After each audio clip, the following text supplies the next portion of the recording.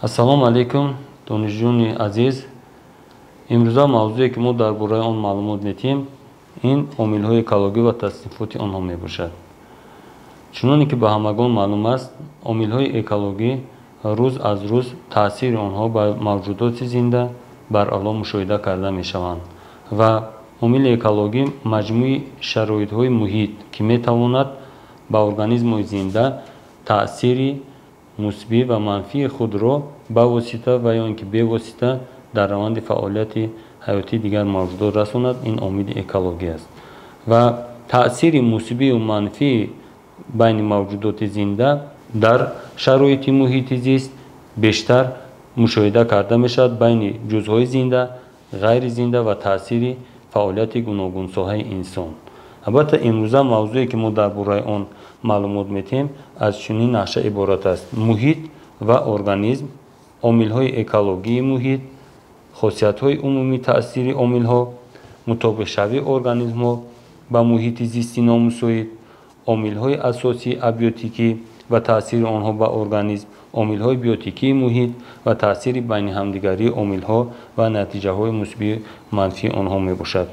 қисми хосаи экология ки муносибати байни ҳамдигарии организмҳоро ба муҳити зист асосан ба омилҳои абиотӣ меомӯзад, ауд экология меноманд.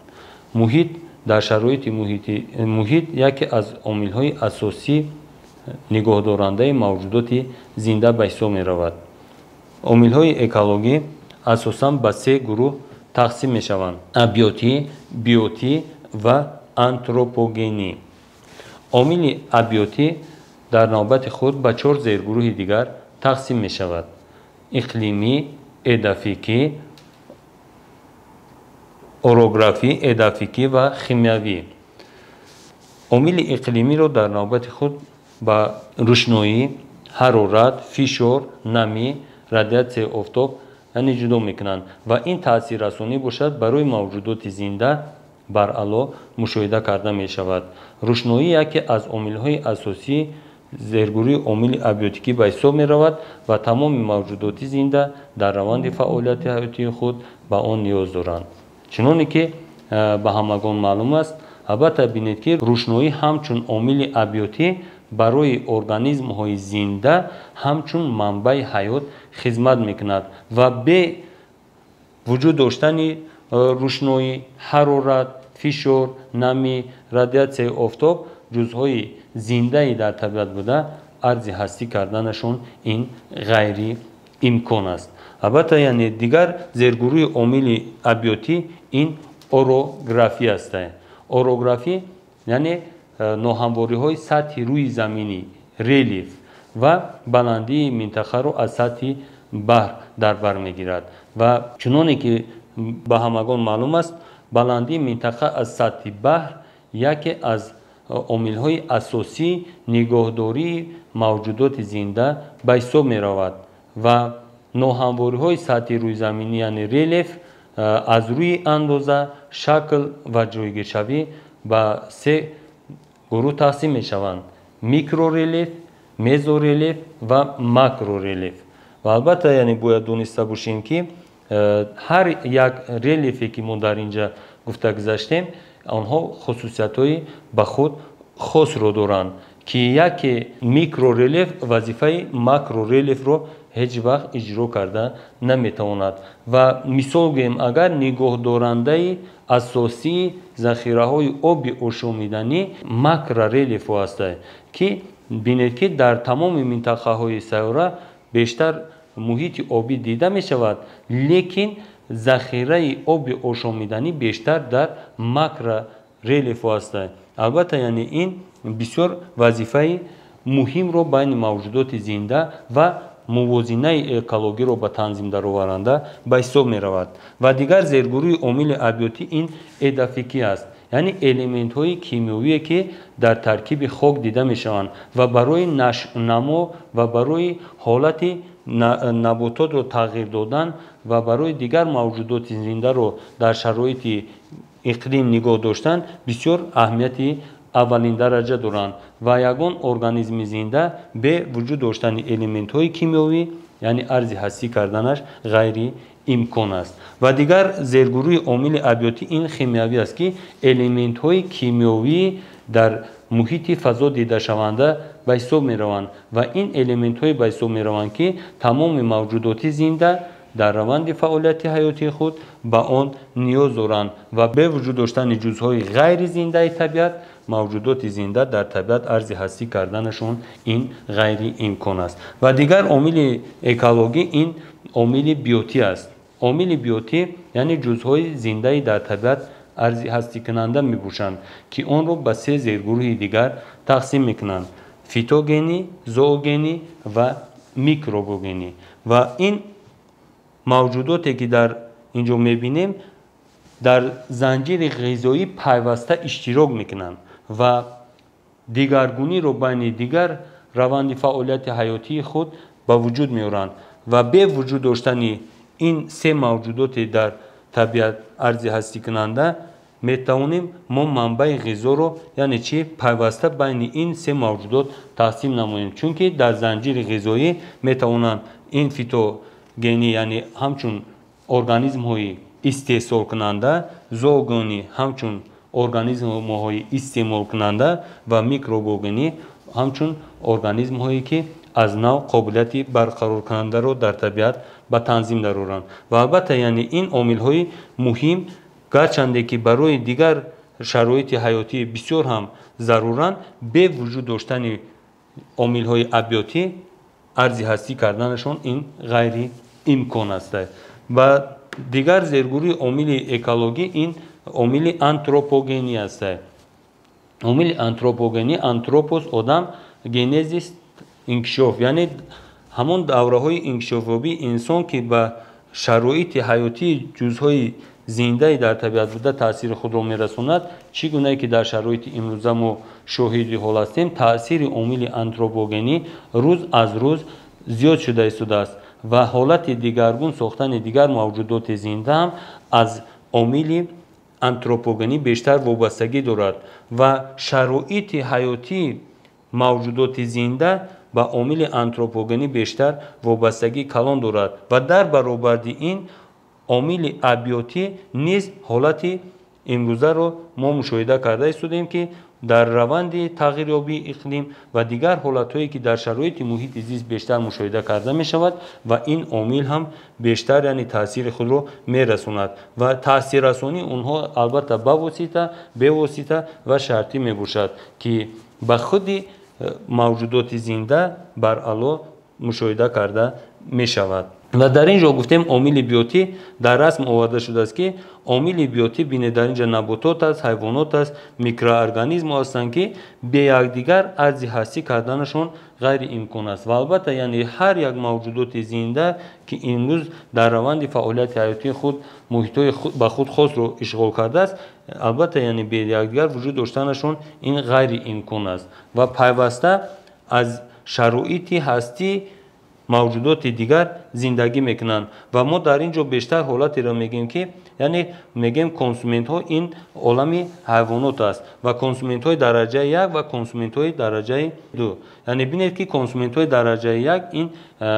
фитофагҳо ҳастанд ва консументҳои дараҷаи 2 бошад зоофагҳо. фитофагҳо яъне он ҷонвароне ки ғизои асосии онҳо наботот аст ва зоофагҳо бошад ғизои асосии онҳо консументҳои дараҷаи 1 ба ҳисоб мераванд. албатта яъне бе якдигар арзи ҳастӣ кардани онҳо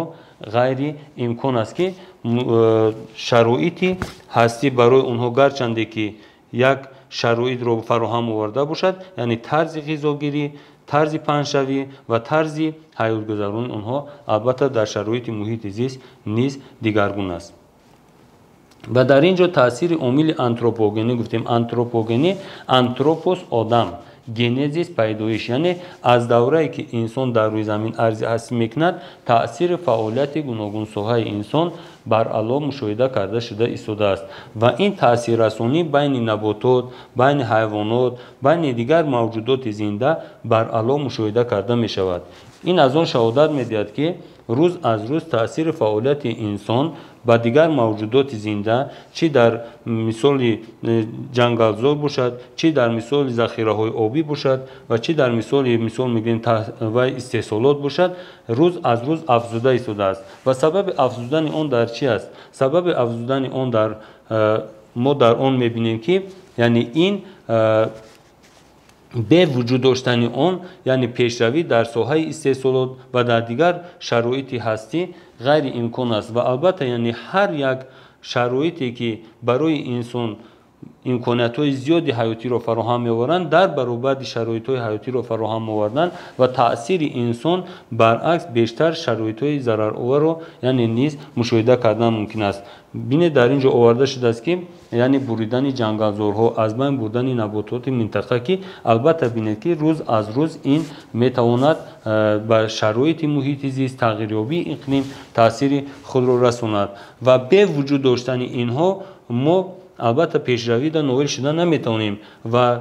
мо барои манъ кардан ва барои пешгирӣ кардани он ҳам ҳуқуқ надорем, лекин роҳҳои оқилона истифода бурдани он, роҳҳои бартараф кардани мушкилоте ки байни дигар мавҷудоти зинда баръало мушоҳида карда мешавад, албатта яъне бояд чораҳои зарурӣ андешида шаванд, чунки бе вуҷуд доштани набототи минтақа, бе вуҷуд доштани захираҳои обӣ дар сатҳи сайёра, бе бунёди шоҳроҳҳо албатта яъне мо ба пешравӣ ва ба комёбиҳоям низ ноил шуда наметавонем. ва дигар паҳлӯи мавзӯъ ин мутобиқшавии организмҳо. мо гуфтем ки байни якдигар организмҳо дар раванди фаъолияти ҳаётии худ қобилияти мутобиқшавандагиро пайдо мекунанд ва ин мутобиқшавиро адаптатсия мегӯянд. мутобиқшавии организмҳоро ба муҳити зист дар раванди эволюсия ки ба эвазшавии хосиятҳои хоси дохилӣ ва берунии организм таъсири худро мерасонанд, албатта яъне онро адаптатсия гуфтан мумкин аст. ва ҳар яки онҳо хусусиятҳои ба худ хосро доранд ва ҳар як мавҷудоти зинда дар як вақти муайян қобилияти тез мутобиқшавандагиро пайдо карда наметавонад ва муддати муайян метавонад ки дар ин ё он шароити ҳаётӣ қобилияти мутобиқшавандагиро пайдо кунад. ва ивазшавӣ ва дигаргуншавии якбораи муҳити зист албатта метавонад ки ҳолати муҳити дигар мавҷудоти зиндаро тағйир бидиҳад. чӣ гуна ки ба ҳамагон маълум аст имрӯз бинед чӣ қадар тағйирёбии иқлим дар шароити муҳити зист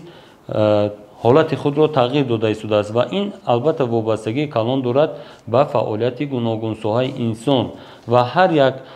фаъолияти гуногун соҳаи инсон метавонад шароити дигар мавҷудоти зиндаро тағйир бидиҳад ва онҳо аз як ҳолат ба ҳолати дигар гузашта баъзеи онҳо қобилияти мутобиқшавандагиро яъне пайдо карда натавониста истоданд ва сабаби азбайнравӣ дар байни дигар мавҷудоти зинда гардида истодааст ва организм метавонад ба таври пурра ба муҳити зист таъсир бубахшад ва ҳар як мавҷудоте ки дар шароити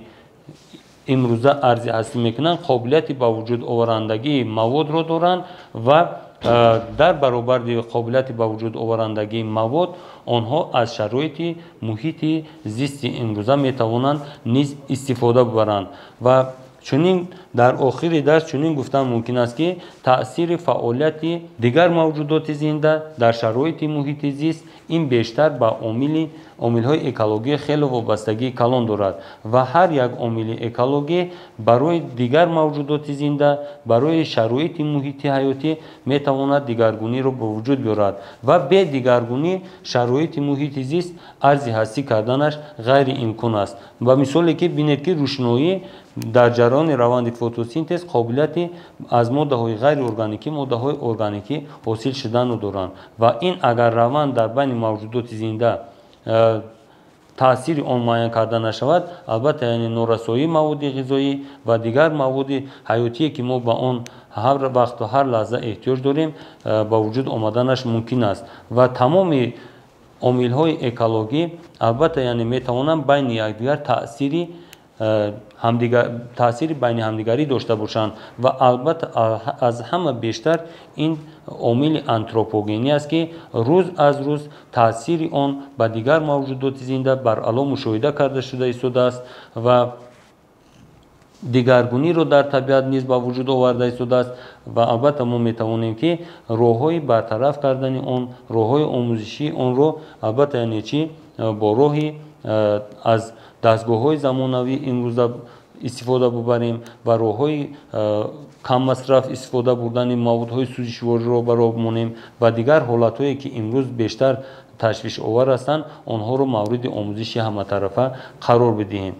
имрӯза мавзӯе ки мо дар бораи он маълумот додем, албатта яъне ин мавзӯъ яке аз мавзӯъҳои асосии экологӣ ба ҳисоб меравад ки байни таъсири мавҷудоти зинда ва ҷузъҳои ғайризиндаи табиат бештар мушоҳида карда мешавад ва дар ин ҳолате ки таъсири байни ҳамдигарӣ байни мавҷудоти зинда дида нашавад, дар байни мавҷудоти зинда дигаргунӣ, аз як ҳолат ба ҳолати дигар гузаштан, аз як давра ба давраи дигар гузаштан, ин ғайриимкон аст ва мавзӯе ки имрӯза мо баҳри шумо маълумот додем, албатта яъне ин мавзӯи мубрами рӯз ба ҳисоб хоҳад рафт. Ташаккур ба диққататон.